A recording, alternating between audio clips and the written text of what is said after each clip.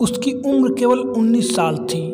वो हमारे पड़ोसी देश नेपाल में अपने माता पिता के साथ रहती थी। पढ़ाई लिखाई में होशियार और हुनरमंद इस लड़की के अपने कई सपने थे। माँ बाप ने इसका नाम रखा था ख्याति और उसका पूरा नाम था ख्याति श्रेष्ठ। तो इसलिए उसके एम्बिशन भी अपने नाम के अनुसार ही थे। वो ख्याति पाना चाहती थी और लाइफ में सबसे श्रेष्ठ स्थान पाना चाहती थी। लेकिन फिर भी उसके साथ एक ऐसी घटना घटी जिसने पूरे नेपाल को हिलाकर रख दिया। जानेंगे आज की वीडियो में इस घटना की सच्चाई, तो बने रहिए इस पूरे वीडियो में। नमस्कार दोस्तों, स्वागत है आपका मेरे YouTube चैनल क्राइम टेलीकास्ट में। आज की इस वीडियो में हम बातें करेंगे अपने पड़ोसी देश की ख्याति श्रेष्ठ हत्याकांड के बारे में। चलिए कहानी शुरू करते हैं विस्तार से। पढ़ाई लिखाई में होशियार और दिखने में खूबसूरत ख्याति का सपना पायलट बनने का था और अपने सपने को पाने के लिए वह जी तोड़ मेहनत कर रही थी। अपनी बेटी के इस सपने को पूरा करने के लिए उसके माता पिता ने अपना खुद का घर छोड़ दिया और बच्चे की पढ़ाई लिखाई में सहूलियत हो इसके लिए अपने घर से सैकड़ों मील दूर काठमांडू में आकर रहने लगे। काठमांडू के अच्छे कॉलेज में पढ़ने के लिए ख्याति के माता पिता ने एक कमरा किराए पर लिया। इनके मकान मालिक का नाम था बीरेन, जो बच्चों को ट्यूशन पढ़ाया करते थे। तो ख्याति के लिए यह बात सोने पर सुहागा जैसी हो गई, क्योंकि ख्याति वहां पढ़ने के लिए ही तो आई थी और पढ़ाने वाले के घर में ही उसे रहने की जगह मिल गई। ख्याति के परिवार के बीच बीरेन ने अच्छी खासी जगह बना ली थी। कुल मिलाकर यह कह सकते हैं कि ये लोग आपस में काफ़ी घुल मिल गए थे। लेकिन एक साल बाद बीरेन ने ख्याति और उसके परिवार से वो रूम यह कहकर खाली करवा लिया कि पैसों की कमी चल रही है, इसलिए वो अपना अपार्टमेंट बेचना चाहता है। ख्याति के परिवार को अगला कमरा ख्याति के कॉलेज के पास ही मिल गया। फिर 5 जून 2009 की सुबह ख्याति के पास एक अनजान महिला का फ़ोन आता है। उस महिला ने ख्याति को फ़ोन पर बताया कि उसे एक पुरस्कार के लिए चुना गया है। वॉइस ऑफ वुमेन नामक मैगजीन की तरफ से उसको सम्मानित किया जाना है। इसके साथ पुरस्कार के तौर पर रुपये 20,000 की राशि दी जाएगी और पोखरा शहर की मुफ्त यात्रा भी मिलेगी। साथ ही उस महिला ने कहा कि अगर उस पुरस्कार को हासिल करना चाहती है तो उसे उत्कल शहर नामक जगह पर पहुंचकर कुछ जरूरी औपचारिकता को पूरा करना पड़ेगा। ऐसा नहीं है कि ख्याति ने अनजान कॉल पर यूं ही भरोसा कर लिया। उसने ये बात अपने माता पिता को बताई और उसके बाद उसके माता पिता ने यह बात अपने रिश्तेदारों और अपने दोस्तों को बताई।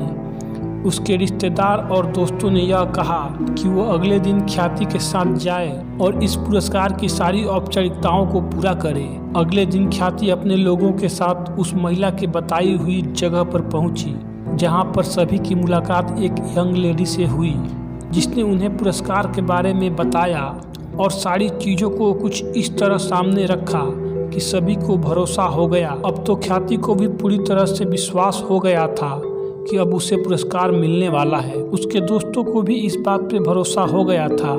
यही वजह था कि उसके दोस्त उसको वहाँ छोड़कर वहाँ से चले गए। ख्याति वहाँ जरूरी औपचारिकताओं को पूरी करने लगी। इस बीच उसके माता पिता ने उसके पास फ़ोन किया तो उसने बताया कि अभी वो कॉफ़ी पी रही है। कुछ ज़रूरी औपचारिकताएं पूरी करके वो जल्द ही वापस आ जाएगी। इस बात को सुनकर ख्याति के माता पिता भी निश्चिंत हो गए। ख्याति के माता पिता के द्वारा की गई यह बातचीत हमेशा के लिए यादगार बनने जा रही थी, क्योंकि फिर इसके बाद ख्याति से उनकी कभी बात नहीं होने वाली थी। कुछ घंटे बीत गए मगर ख्याति घर पर नहीं आई। माता पिता ने ख्याति के नंबर पर फ़ोन किया पर किसी ने फ़ोन नहीं उठाया। कुछ समय बाद ख्याति के एक दोस्त के पास ख्याति के नंबर से एक मैसेज आया कि किसी ने ख्याति को किडनैप कर लिया है। अगर वो ख्याति को जिंदा देखना चाहता है तो 10 लाख रुपये देने होंगे। यदि किसी ने पुलिस में जाने की कोशिश की तो ख्याति को मार दिया जाएगा। ख्याति के माता पिता हर हाल में अपनी बेटी की जान बचाना चाहते थे, इसलिए उन्होंने पुलिस के पास जाने का ख्याल त्याग दिया।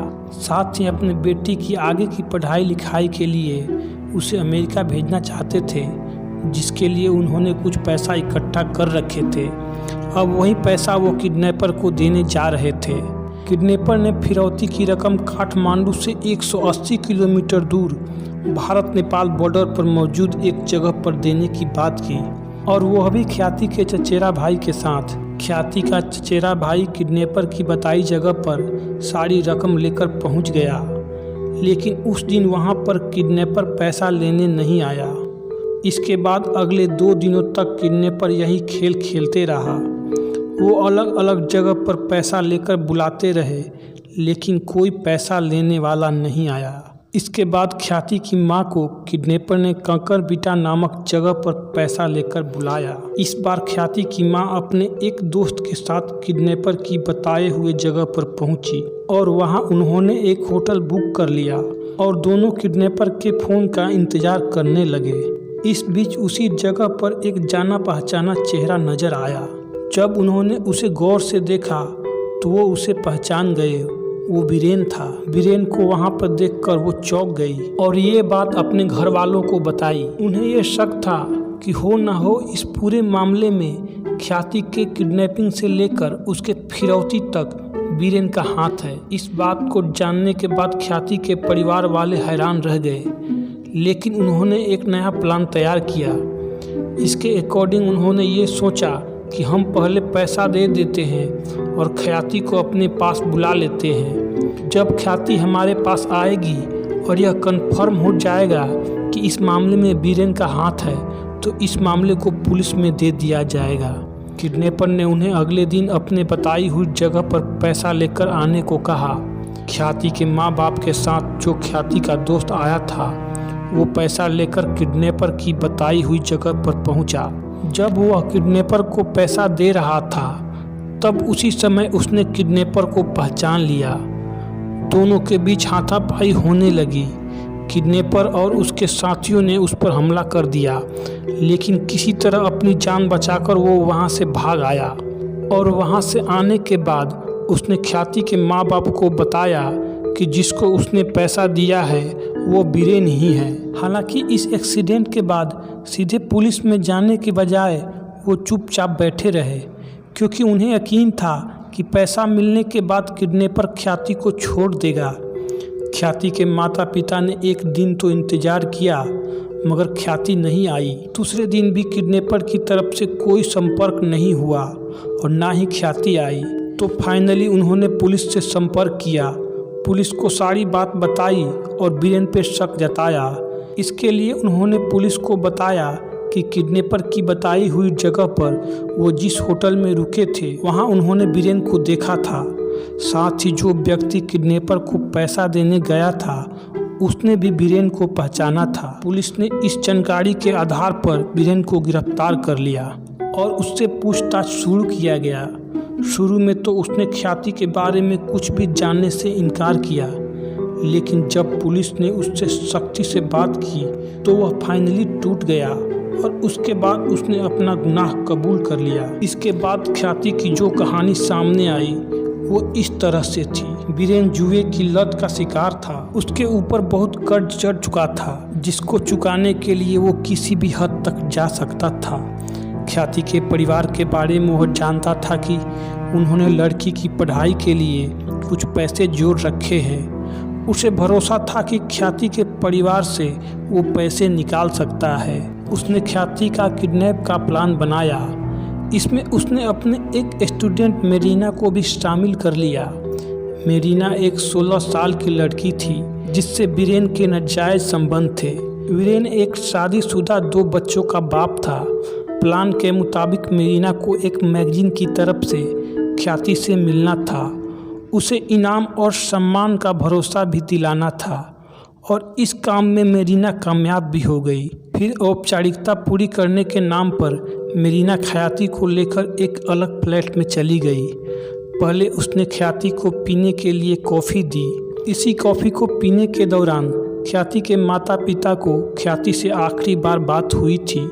इसके बाद उसने ख्याति को पीने के लिए कोल्ड ड्रिंक्स दिए, जिसमें बेहोशी की दवा मिली थी, जिसको पीने के बाद ख्याति बेहोश हो गई। लेकिन कुछ देर बाद ख्याति को होश आ गया और वो चीखने चिल्लाने लगी।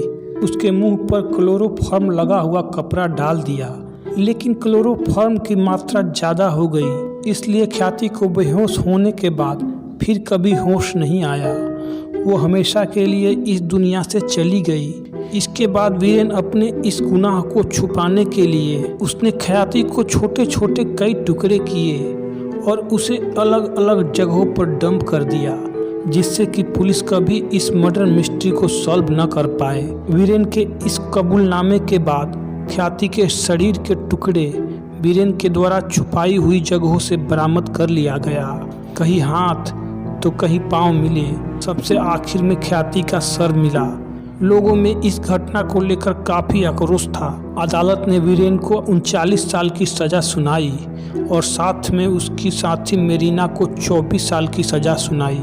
तो इस तरह से ख्याति श्रेष्ठ बनते बनते रह गई और असमय ही इस दुनिया से चली गई। नमस्कार।